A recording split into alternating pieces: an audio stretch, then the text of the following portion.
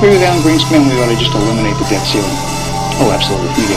The ability of almost every working American to access more credit than they should have been able to masked the underlying fact that lower and middle class incomes were not rising. That's not a tenable strategy. Isn't now the time to eliminate it? Oh, we've been a long time ago to eliminate it. Let's put aside terrorism. Let's talk only about our own homegrown animals that are patrolling America right now. So it goes down to the simplest thing. Be prepared, be vigilant.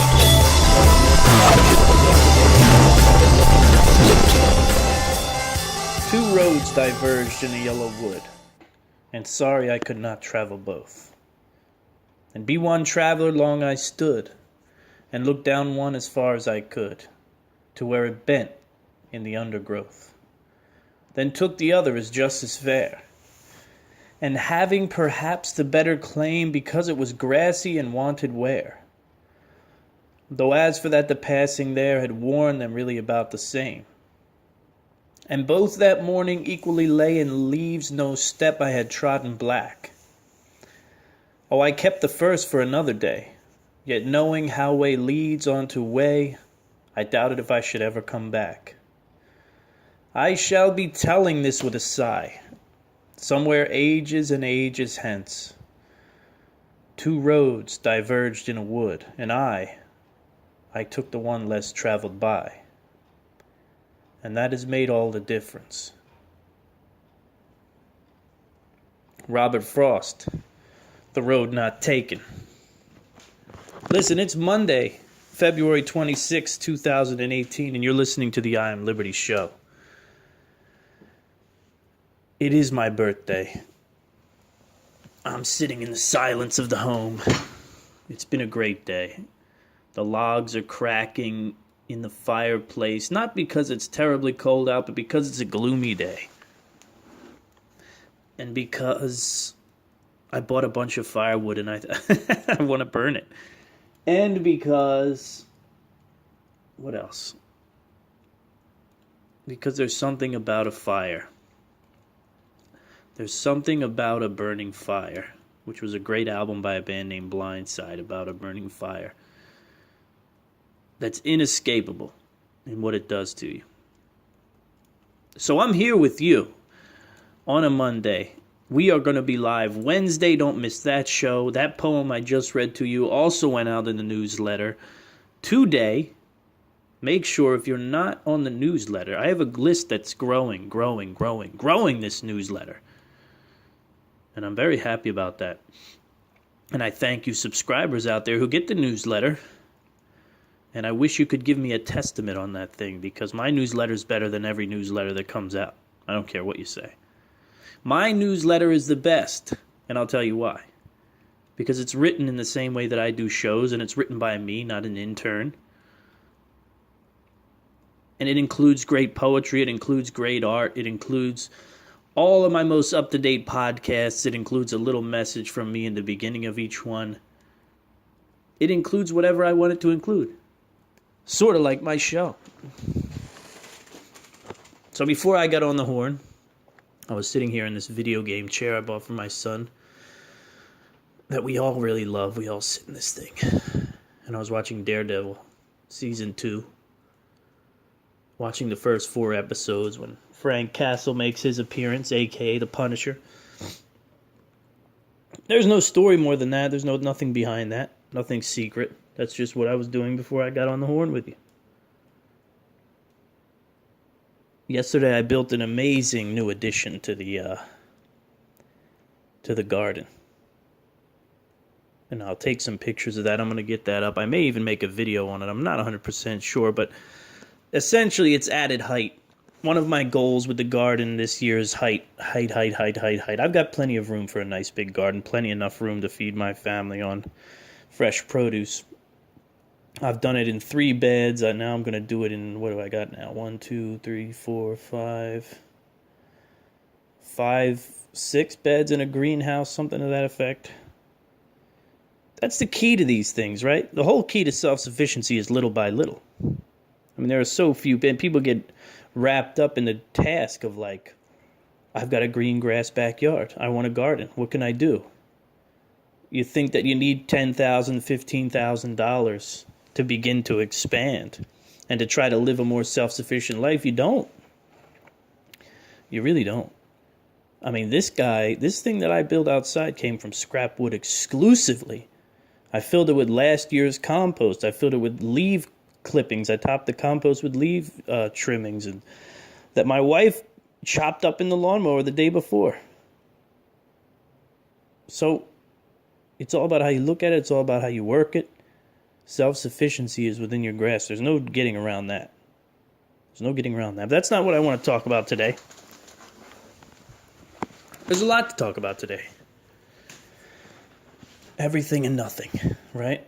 Everything and nothing. I go to the headlines, there's almost nothing, but something did grab my eye. And it wasn't Michael Savage running for Senate, which I think could be probably the worst idea ever. It's not Stacey Dash running for Congress. It's not a bunch of conservative people running to go dive into the most corrupt pool in the whole entire world. High noon on the Hill, abolish the NRA. If only we could get rid of the NRA, then all of our problems would be gone, right? If only we could get rid of that nasty NRA, then we would have nothing to worry about. This is an interesting story. I've got two stories here, and what I'm most interested in is healthy Americans in this episode. I told you we're going to take a focus. We're going to do the I Am Liberty show. We're always going to do the I Am Liberty show, but we're going to these shows that I do here on the Libsyn, not on the live show, but on these shows that you get on my website exclusively, IamLibertyShow.com. You're going to get strong communities, healthy Americans, dynamic lifestyles, and self-sufficiency. That's what we're going to focus on. Now, of course, I can't help but read the news elsewhere. Right, I can't help but get into the news about this and the news about that, and what's the big news of the day. I do want to mention something real quick before we get rolling. And I was talking to my father today on the phone. He called me, wished me a happy birthday. Standard fare that you would expect from a father on your birthday. And so we get to talking. Me and my father, we have very similar points of view when it comes to lots of things in life. And we get to talking, and before long, we're on this gun thing, and we're talking about the children. And I know I made comments in his prior show that I was very happy to be in a country where children can get up and speak their mind. And I'm not going back on that. What I am thinking about, though, is following such trauma, I wonder if it was a good time to have young kids, highly emotional children out to try to make a difference in such an emotional and kind of uncalculated way. Did it make for great TV? Yes.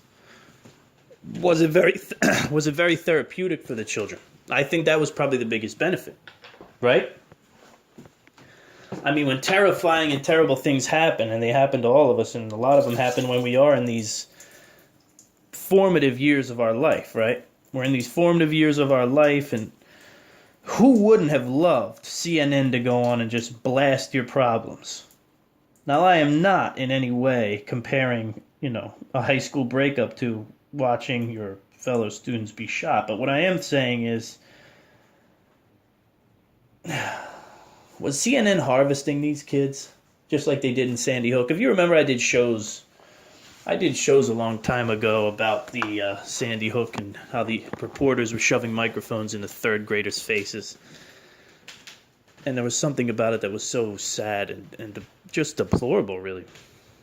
So I started to think, this could start something great for these kids. Could be a great thing for the kids, but we probably should have given them some time to figure out what it was going on in their life. To deal with the fact that they had just been through a trauma that not a lot of people can say they were going to go through in their life.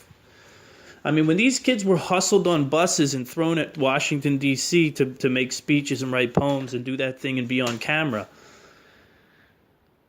the trauma was very fresh. And I don't know that that's the best thing to do with kids who've just been through what they went through. More importantly, I don't know that the best answers are going to come out of teenagers who have just gone through what they went through. It's a thought, okay? Take a side, get upset with me, whatever you want to do about it. I think it's important to understand that. I think it's important to say, maybe we should have gave them a week or two. Maybe we should have gave them 2 weeks, talk to a counselor, wrap your head around the fact that this person's gone, that person's gone, life has changed. Whoa, I just went through some serious stuff. Let me digest it. I feel like they were rushed up to Capitol Hill. And I'm going to be honest with you. I feel like there was a big part of it that was, let's get these kids on TV and let's sell some commercials. Just a thought. I'm not going anywhere with it. But I'm bringing it up because it's worth bringing up and it's worth talking about. So the major headline is that the Supreme Court is keeping the Dreamers. That the Dreamers get to stay. And I don't want to do another show about the Dreamers. No. You got my 2 cents on the matter, right?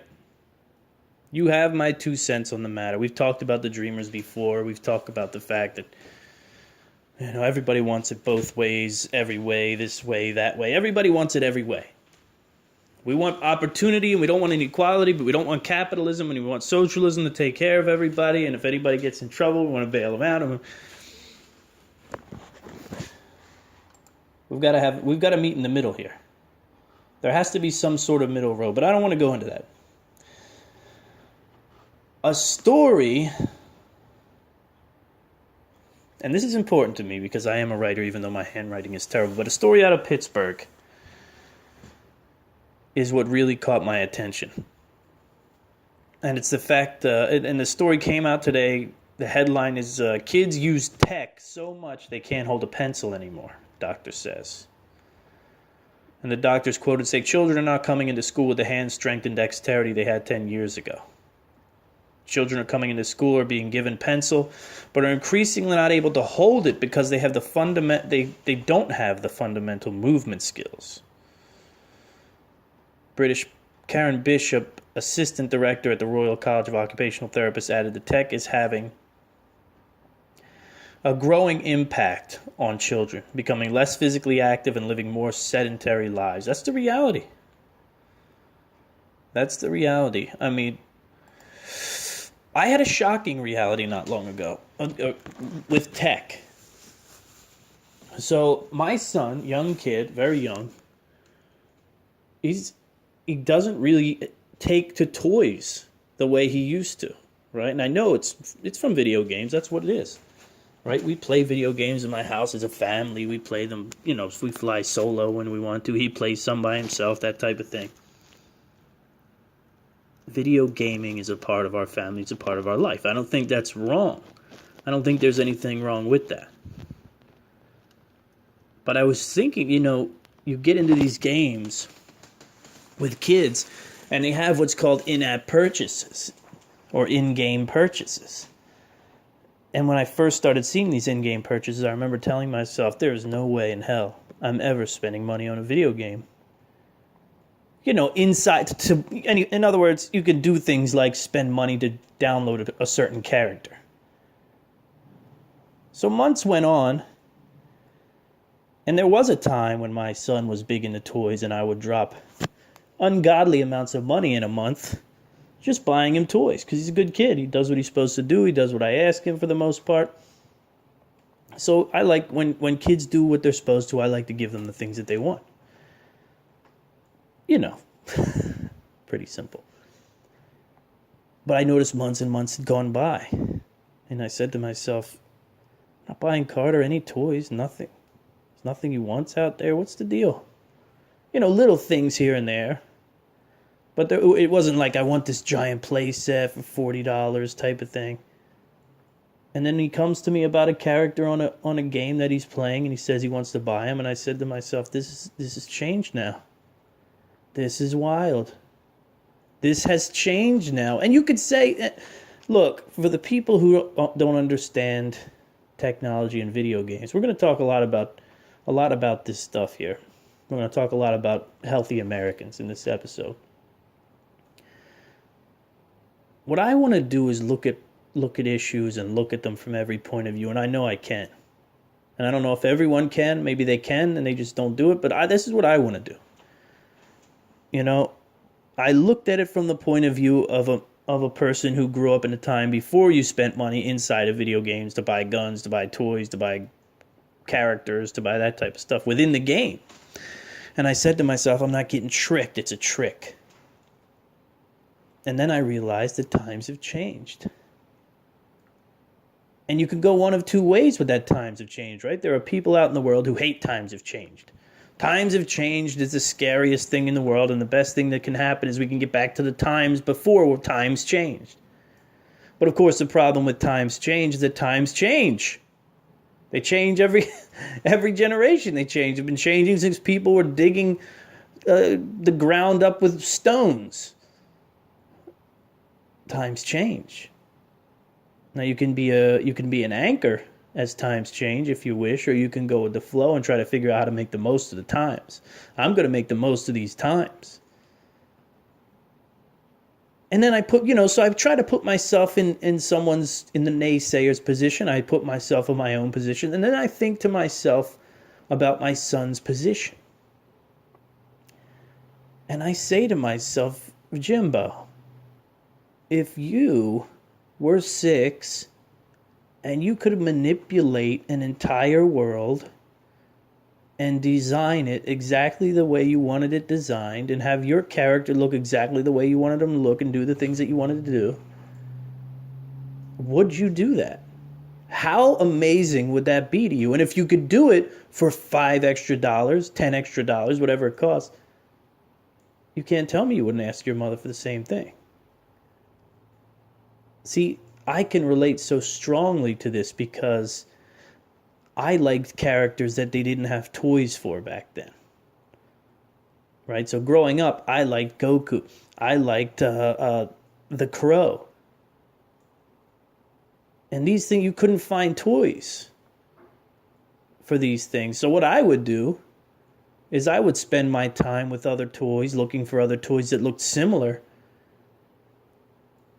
And then I would use markers or change their clothes and by coloring them or manipulating them in some way so that they were no longer the toy they once were. They were a new toy.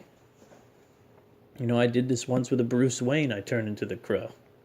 And then I would also go into things like ancient, antiquated technologies like Mario Paint.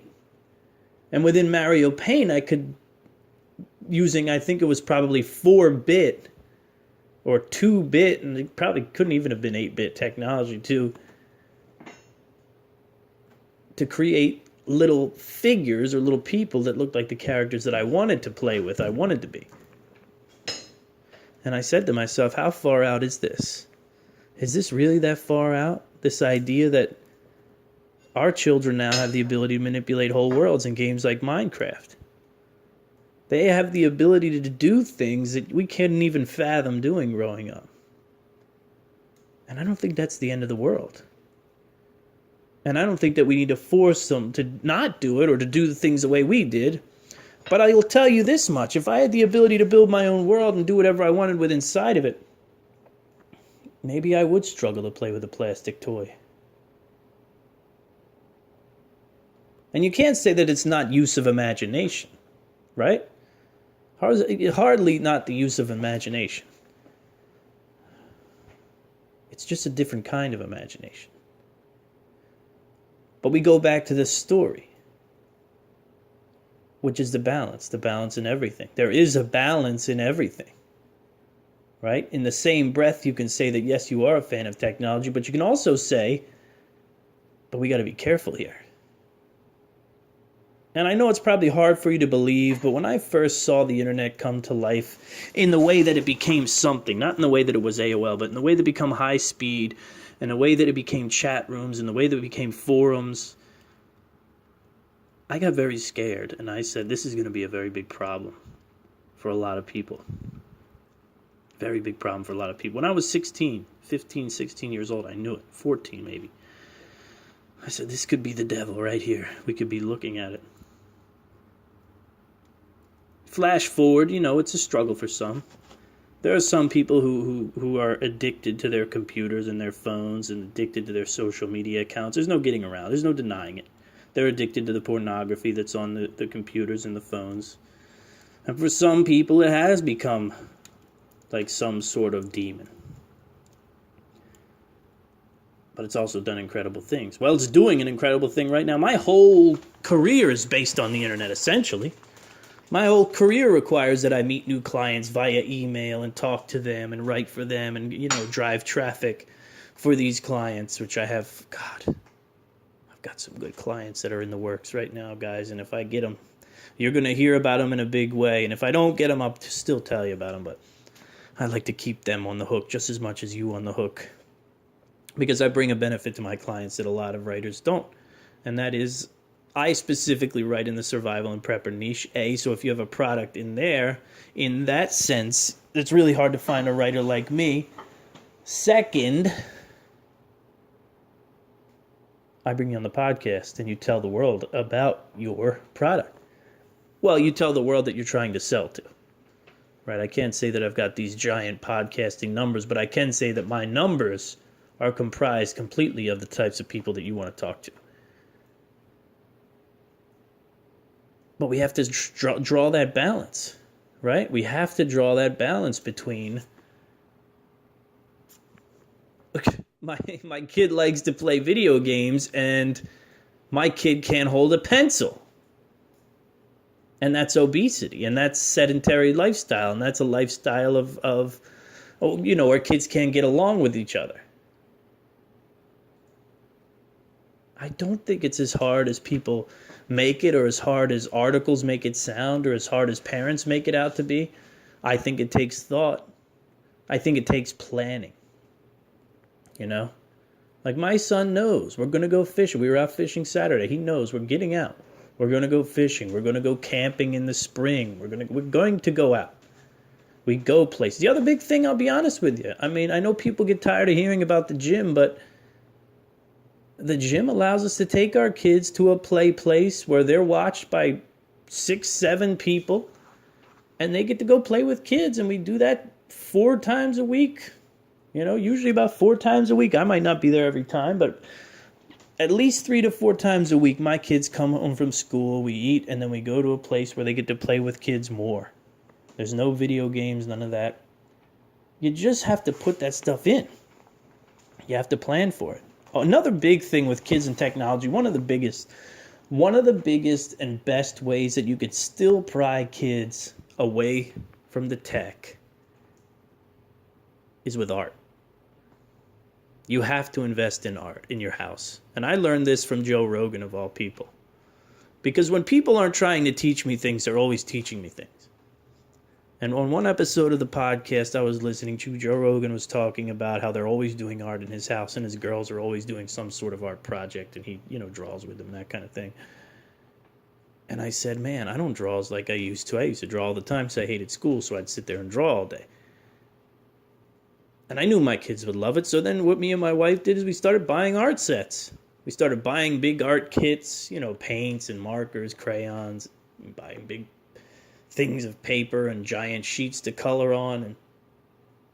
And I can tell you right now, on days, because we have days, I'm not going to lie to you, we have days where we're beaten from life. We go to the gym in the morning, knock out the supermarket trip, and after that, we are all going in deep.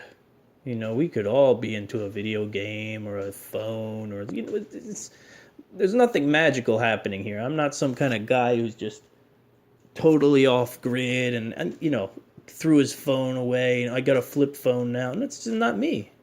It's not me, but I'm cognizant of it, and I'm always trying to do better, right? And I'm just aware of it. It's not that I'm trying to do better, really. I'm just aware of it. You just have to be aware of it. Man, I've been on this thing too long. Man, she's been on this thing. Man, he's been on this thing too. You bring it up to the people you love, and you take care of it. That's what you do. Baby, put the phone down for a minute. Come see me. Come sit on my lap. Those are the things you have to do. If not, you wind up with a child in school who can't hold a pencil. This story out of Pittsburgh is an interesting one because it's reality. Because what I will tell you is this. It takes planning, it takes effort, and yes, it's a struggle to keep your kids out of tech. And one of the reasons it's such a struggle is because it's so damn good. And it's so damn easy to put a thing into a kid's hand and go sit him on the couch, and you know what? That kid ain't going anywhere. That kid ain't going anywhere for hours. I'm telling you. So it's very tough, and it's very risky, and it's very rewarding also. And what worries me most is about parents who don't give a damn and just let those kids go in and go in and go in and go in and go in. All they want. So it's an alert, you know. A story like that is a good story because it's an alert. It opens your eyes. Hey, wake up. The kids can't even hold pencils. Do you understand the depth of the problem or what? And staying with the fact that we're dealing with the fattest generation in history, the millennials. The millennials are the fattest generation in history. An article came out the other day. It's just a fact. Right? It's a fact. We've so mastered food production in this nation. This is why self-sufficiency is important. We've so mastered the producing food and food production that it's time to scale it back, man. It's time to re-engage and look at what we're doing with food production and look what we're doing with food consumption and to try to decide. Let me stir this fire a little bit. And try to decide where we're going and if where we're going is the right direction. Because I know if it's not, there are big decisions for people to make when it comes to where their food comes from. And I'm about to unleash a course on you guys. It's a little food sourcing training course. And I think you guys are going to love it. It falls into our little self-sufficiency pillar of I Am Liberty. It has to do with the many ways that you can get food into your house and onto your table without the supermarket's help. It's about changing public policy and making sure that people understand that just because your current local laws don't allow for chickens in your backyard, goats in your backyard, that can be changed. Takes work, but it can be changed. All right, so look out for that. That's coming. That's coming real close. I just finished the quiz on it over the weekend. We're in good shape. But I wanted to read you this article about eating fruits and vegetables and whole grains. Slash depression risk by more than 10%. This DASH diet is what they're reporting on. I don't know what, I've never heard of it. There's so many diets you can't keep. Eating a Western diet makes people more at risk of mental health disorder. A simple dietary change may be preferable for patients over medication. Now, if you pay attention to diet, if you pay attention to nutrition, this should probably come to you as no surprise. Right? You should not be surprised over this fact. I've seen people take swaths of pain away from their lifestyle by changing diet. I've seen people have serious results from taking things like massive amounts of carbohydrates and sugars out of their diet. It happens. Researchers from Rush University in Chicago analyzed 964 people with an average age of 81 every 12 months for around 6.5 years. The study's participants were monitored for symptoms of depression, such as feeling hopeless about the future. Well, that's kind of funny. Because if you're 81, I don't know how much hope you feel for the future. But anyhow, they also completed food questionnaires, which the researchers used to determine how strictly they adhered to diets such as the DASH Mediterranean traditional Western way of eating. I mean, it is what it is. The over-sugared, over-carbohydrate diet has an effect on your body that's serious. Now they get a little crazy. The DASH lowers blood pressure more than medication after just 4 weeks. Cutting out salt, eating lots of fruit, vegetables, and low-fat dairy reduces people with high blood pressure results by an average of 21. what is that, millimeter, I don't know what that is, MMHG, the research adds. To put into context, the FDA, the U.S., see, I'm not a big fan of this DASH diet to begin with, but it's not the particular diet that I want to read to you about. It's the idea that when you change your diet, when you change what your body's taking in, and the focus on this is, we don't need to cut out salt. That's a silly thing. We don't need to drink low-fat dairy. That's also a silly thing. But fruits and vegetables, particularly the vegetables. I mean, there's no getting around it. You have to eat your vegetables. Not only do you have to eat your vegetables, you have to fall in love with your vegetables. You literally have to fall in love with your vegetables. And I'll tell you the best way to fall in love with vegetables is to grow them and to eat them raw. The atrocity and the suffering that has made children's Saturday morning cartoon fodder for generations is the fact that we cook our vegetables. I mean, there's really no reason to cook the vegetables. 9 times out of 10.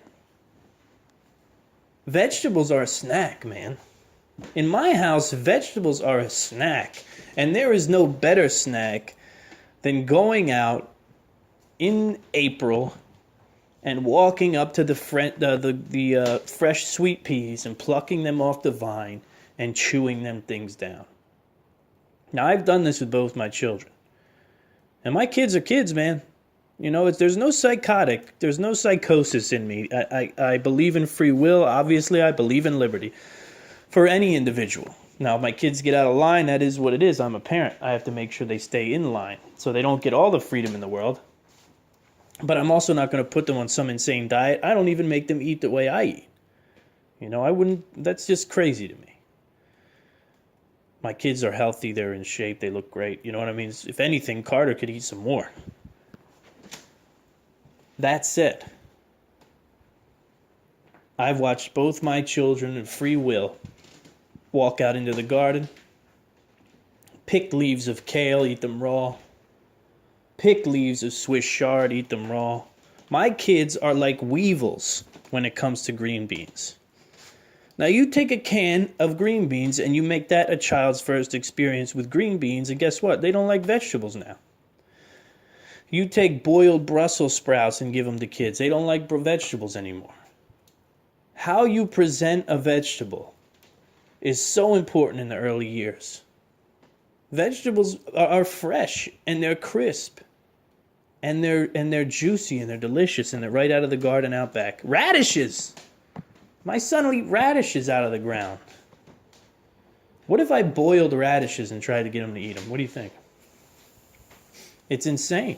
We've been doing that wrong for so long. We've ruined people.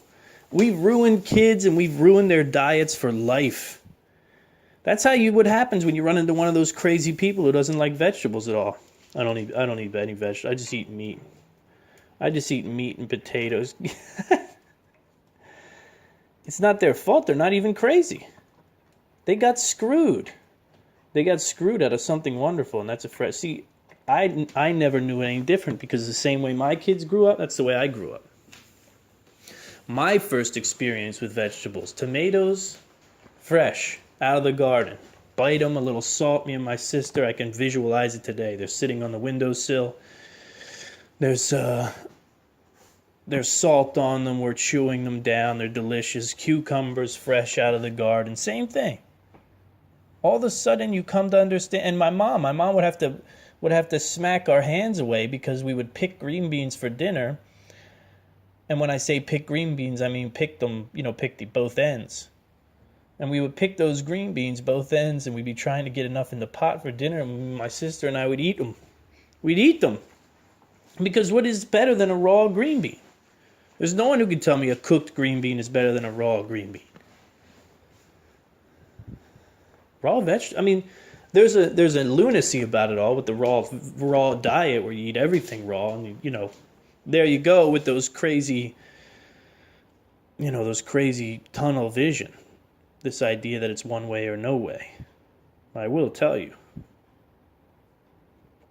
vegetables will change your life. And then you'll become crazy like me. See, I'm the type of vegetable eater who, I like raw mustard greens. I like that sort of powerful punch in a raw vegetable. Now, don't get me wrong. Don't get me wrong. I do my fair share of sautéing on vegetables, but it's just the idea that that's the only way to have them is boiled and steamed and cooked. My son will eat raw asparagus, but he won't touch asparagus even if it's been steamed lightly.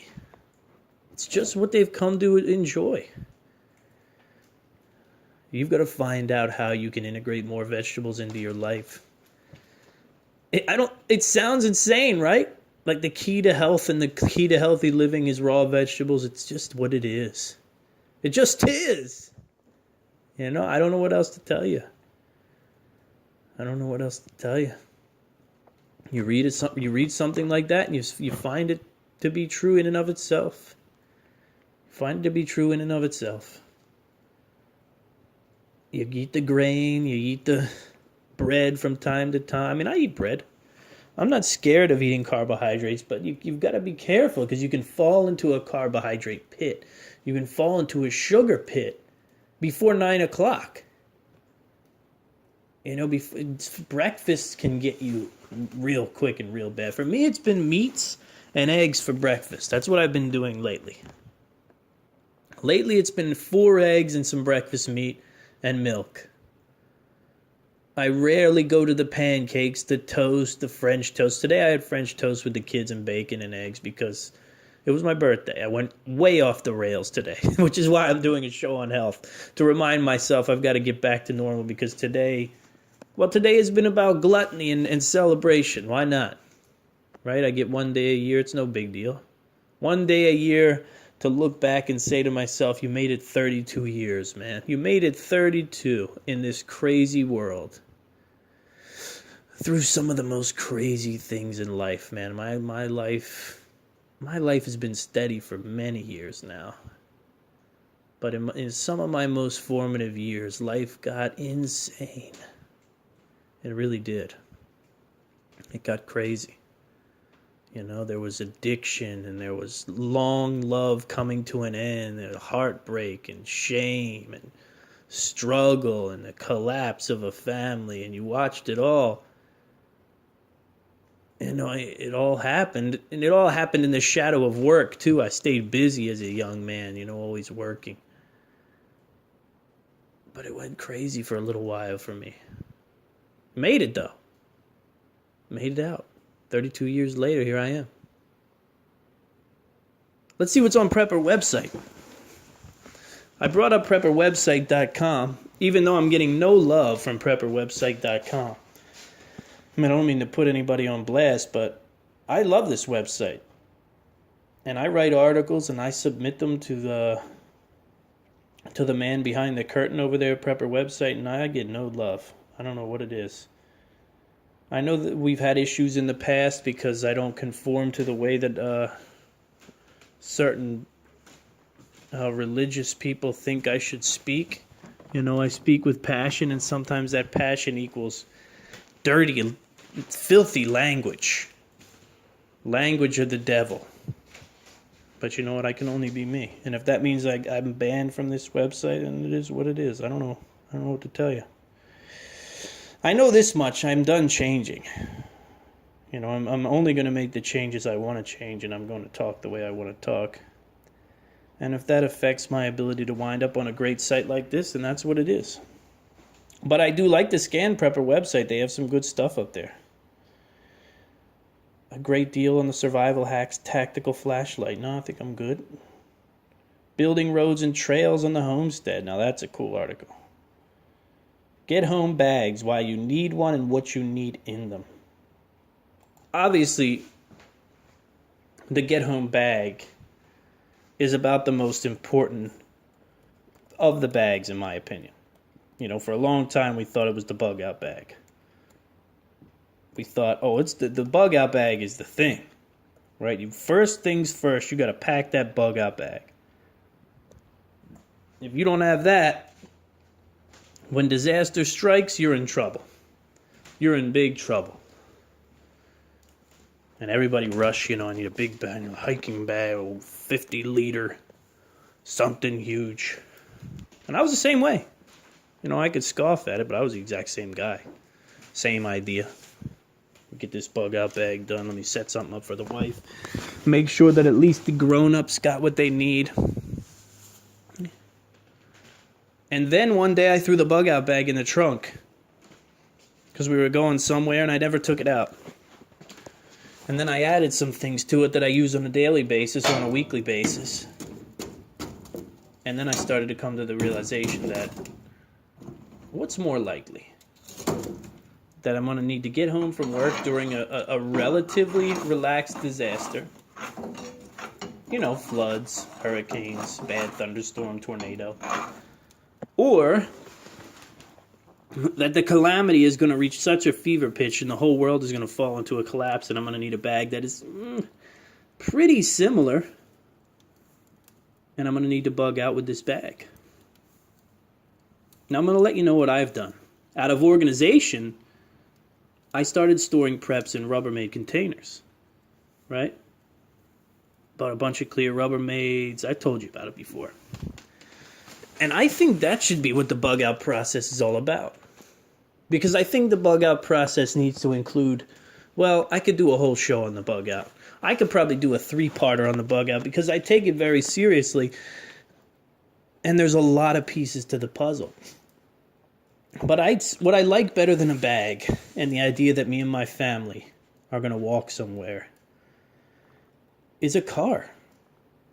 And I like the idea of having multiple bug out locations. I like the idea of having local spots that we can drive to that don't involve highways. And I like the idea of having spots that you can drive to that require highways, far away, 50 plus miles. You can't settle on one thing. But I like the idea of taking preps in Rubbermaid containers, slinging them into the back of the car and going. And then having my get-home bag. And a modified bag, if I want to call it a bug-out bag, I can add things to it.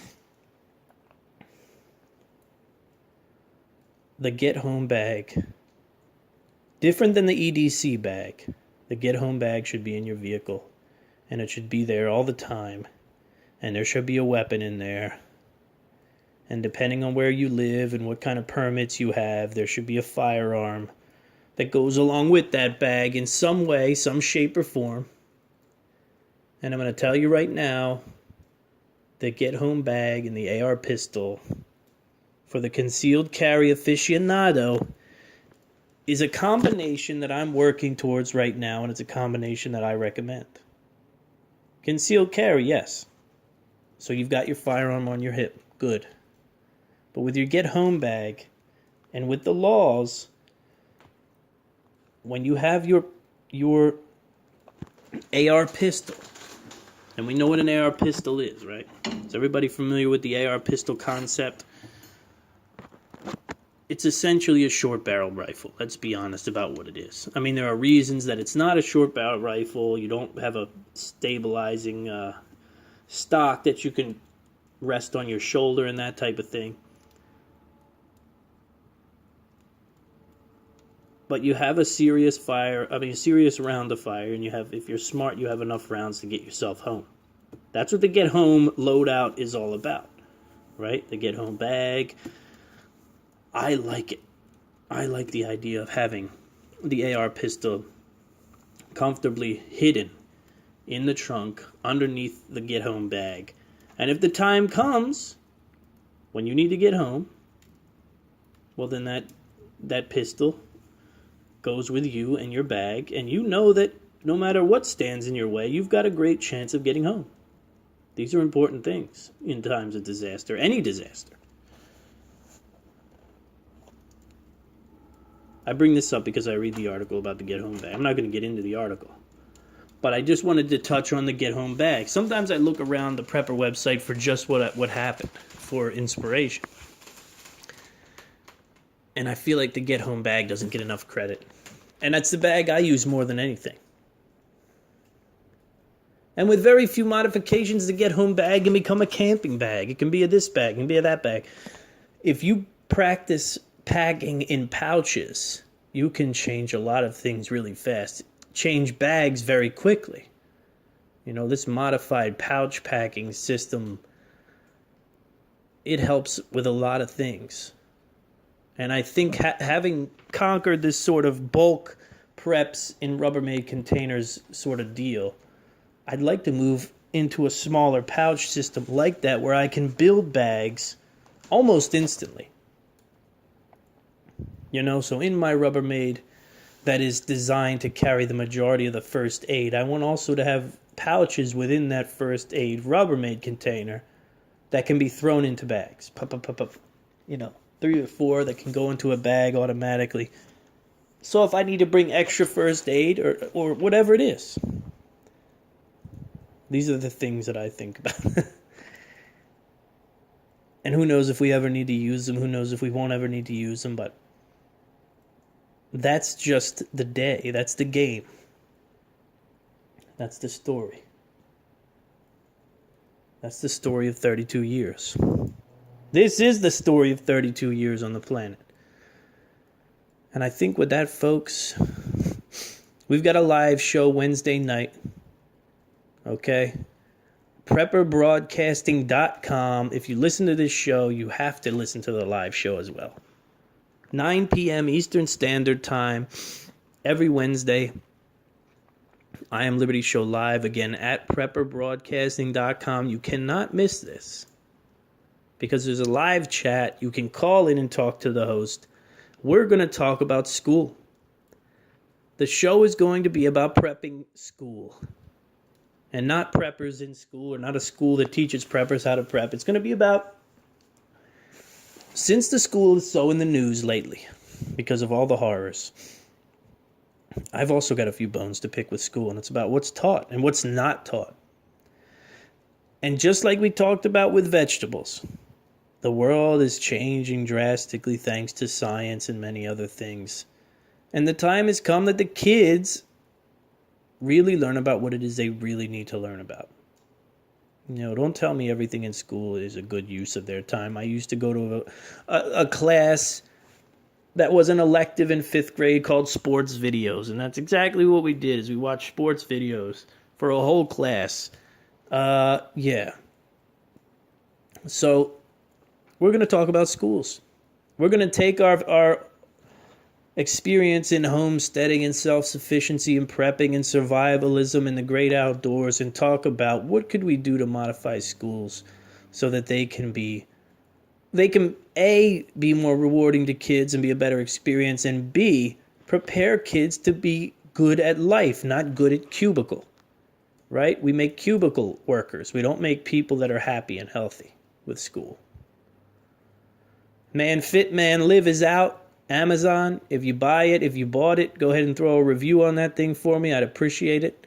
Man Fit, Man Live. If you're unfamiliar with it, it's 30 days to take back your sanity, your weight, your health, your overall life, and to get yourself on the right track. Man Fit, Man Live. If you're a man, if you have a man in your life who is struggling to find their way physically, mentally, whatever it is, this book will give them, it's not a diet, it'll give them the foods they should be eating, it'll give them the exercises they should be doing, and it'll break it down into a 30-day, get back on your feet, read.